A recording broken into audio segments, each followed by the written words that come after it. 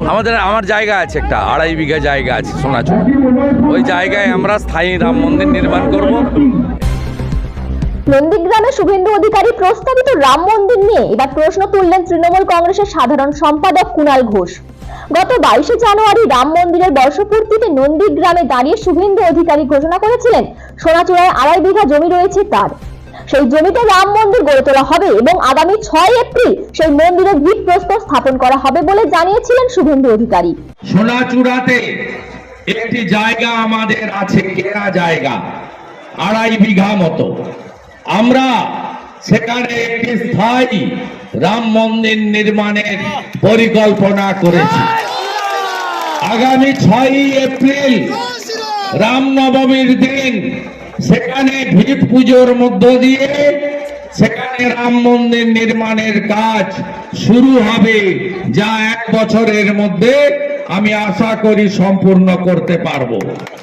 বৃহস্পতিবার নন্দীগ্রামের একটি মেলার অনুষ্ঠানে হাজির হয় কুণাল ঘোষ। সেই প্রসঙ্গ টেনে বলেন, নন্দীগ্রাম শহীদদের জায়গা, সেখানে শহীদ পরিবার সহ সাধারণ মানুষের চিকিৎসার জন্য একটি হাসপাতাল গড়ে তোলার পরিকল্পনা করেছিলাম, সেই জন্য মানুষ জমি দিয়েছিল। এখন শুনছি সেখানে রাম মন্দির গড়ে তোলা হবে, এর বিরুদ্ধে আপনারা প্রতিবাদ করুন। পাল্টা জবাব দিয়েছে বিজেপিও। এটা শহীদদের জায়গা, এটা শহীদ পরিবারের আত্মত্যাগের জায়গা। এখনো অনেক কত রকম কষ্ট নিয়ে তাদের কেঁদে বেড়াতে হয়।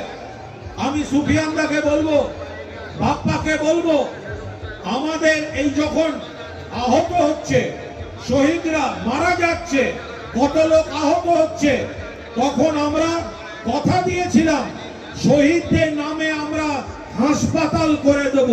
আমরা কথা দিয়েছিলাম, সেই অনুযায়ী মানুষ সাহায্য করেছিলেন, মহাশ্বেতা দেবী সাহায্য করেছিলেন, মানুষ সাহায্য করেছিলেন, তহবিল তৈরি হয়েছিল। যারা জমি দিয়েছেন, বিক্রি করেছেন, কম দামে বিক্রি করেছেন, সমাজ সেবার জন্য বিক্রি করেছেন, কারণ তারা জানতেন সেখানে হাসপাতাল হবে শহীদদের নামে। এখন দেখা গেছে কোন এক ব্যক্তি এই জমিটি কোন ট্রাস্টে না করে নিজের নামে রেজিস্ট্রি করে নিয়েছে। এবার দল বদল হয়ে গেছে, এখন বলছে ওখানে মন্দির করব। আমরা বলছি মন্দিরে কারুর কোনো আপত্তি নেই, মন্দির হবে, মন্দির হোক, মন্দির করুন, কিন্তু মানুষের কাছে, আন্দোলনের কাছে আমরা প্রতিজ্ঞাবদ্ধ। মানুষকে আমাদের প্রতিশ্রুতি দেওয়া ছিল যে শহীদদের নামে আমরা নন্দীগ্রামের মানুষের জন্য হাসপাতাল করব। আপনারা সেই জন্য অর্থ সংগ্রহ হয়েছিল, সেই জন্য কম দামে জমি যারা দিয়েছিলেন। আজকে আপনি মন্দির করতে চাইলে করুন, কিন্তু অবশ্যই আপনাকে মানুষের দেয়া যে আস্থা, ভালোবাসা, মানুষকে আমাদের কথা দেয়া, তখন তো কেউ দল বদল করে বিজেপিতে যাননি। তাই নিজের নামে রেজিস্ট্রি করা জমি, সেটা তো বিজেপির হয়ে যেতে পারে না। ওই জমিতে শহীদের রক্ত, ওই জমিতে শহীদ পরিবারের চোখের জল।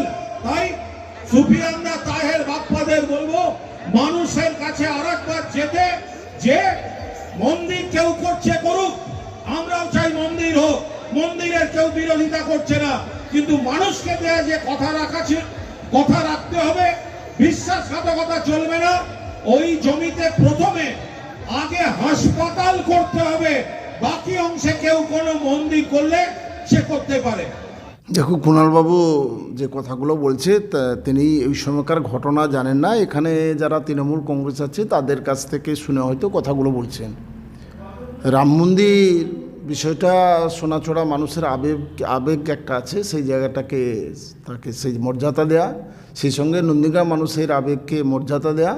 নিশ্চিত কেবলমাত্র রাম মন্দির হবে না, এখানে সমস্ত রকম পরিষেবা দেওয়ার জন্য সমস্ত রকম ব্যবস্থাই করা হবে। তবে এটা নিয়ে ভাবার কিছু বিষয়টা নয়, কেবলমাত্র রাম মন্দির হবে, সেক্ষেত্রে সমস্ত মানুষ যাতে নানা রকম পরিষেবা পায়, তার জন্য যা যা করার দরকার শুভেন্দুবাবু সেই জায়গাগুলি করবে। আর এই ইস্যুতে তৃণমূল বিজেপির দুই দলকে আক্রমণ শানিয়েছেন সিপিএম। দেখুন, তৃণমূল বিজেপি মানুষকে ধর্মের নামে মন্দির মসজিদের নামে ভাগ করতে চাইছে। যেমন ওদিকে দেখছেন যে মোদি সাহেব বলছেন রাম মন্দির তৈরি করবেন, দিদি এখানে বলছেন জগন্নাথের মন্দির তৈরি করবেন।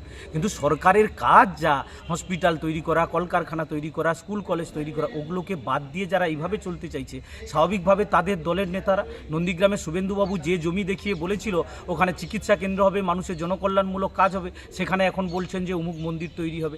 আবার অপরদিকে তৃণমূলের নেতৃত্ব বলছেন যে না, ওখানে ওসব না করে জনকল্যাণমূলক কাজ হবে। অর্থাৎ মানুষকে বিভ্রান্ত করতে চাইছে। নন্দীগ্রামের মানুষ চাইছে রুটি রুজি, নন্দীগ্রামের মানুষ চাইছে কর্মসংস্থান।